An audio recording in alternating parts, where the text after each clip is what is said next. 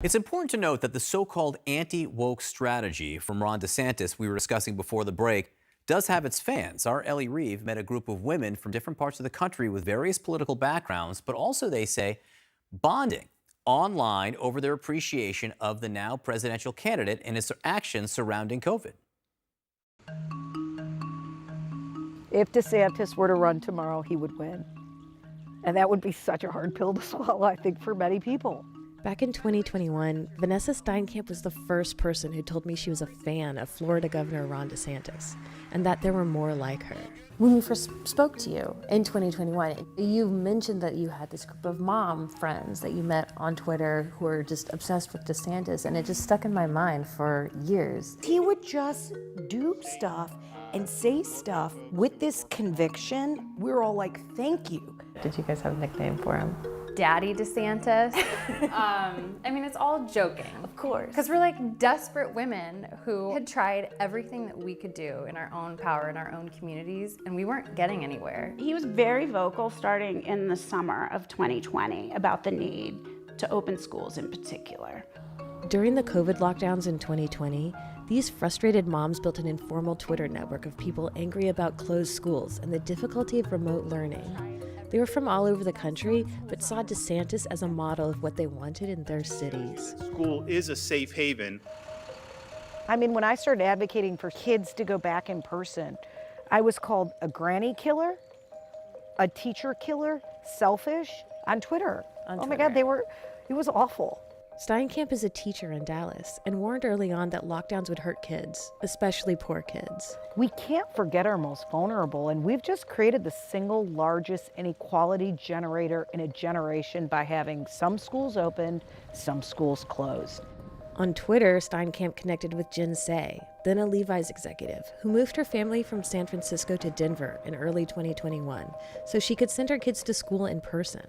We quickly sort of found a community online, and I found it really interesting that she was a teacher that was advocating for in-person school. In San Francisco, you could go to a bar or a strip club, but my high school student couldn't go to English class. Say says she was forced out of Levi's in 2022 because of her COVID tweets, which the company told NPR undermined its own health and safety policies and sowed confusion among employees. 90% of what I wrote about was playgrounds and schools, and there's nothing embarrassing about that now. There were several active group chats where the moms shared news about COVID and DeSantis. One grew to more than 80 people, and they traveled to each other's homes. Many had been lifelong Democrats, including Julie Hamill, who has 3 kids and lives near LA. Can I do Beyblades? You voted for Obama. Yeah. You voted Twice. Clinton? Yes. Did you vote for Biden? Yes.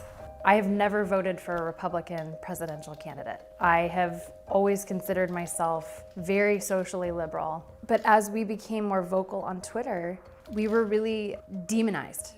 In 2022, she ran for school board in Palos Verdes and won. So I'm gonna fight back. And was an active defender of her Twitter friends. They aren't crazy. Data from the education department shows kids have been hurt by long-term remote learning. Black and brown students more than white. In August 2020, DeSantis was early to open schools compared to other US states, but not the world. Many European countries went back under national policies. In May 2020, for example, a Finland health official cited data that kids didn't play a significant role in spreading the virus. But in the last 2 years, DeSantis has launched his presidential campaign and focused more on the culture war. We will make sure, as president, we leave woke ideology in the dustbin of history where it belongs. The Twitter backlash they experienced made these women more receptive to parts of DeSantis' fight against wokeness, but not all of it. I'm wondering if you think that DeSantis's, very public war on woke distracts from the message that you like about him. A little bit, I do. Yeah. Because I mean, to be honest, I do feel like it would be really good to have a big public debate about what did we get wrong in COVID. The left doesn't want to have that debate. They're never going to allow that debate. I think there's a lot of kind of incendiary tactics being used to smear him. I think he did sign a law that restricts transgender care for adults as well as kids. I have greater concerns about the 6-week abortion ban. Tell me about that. I think if he made it clear that he's a states' rights person and that he's not looking to kind of pass a national law in this regard, I would be less concerned.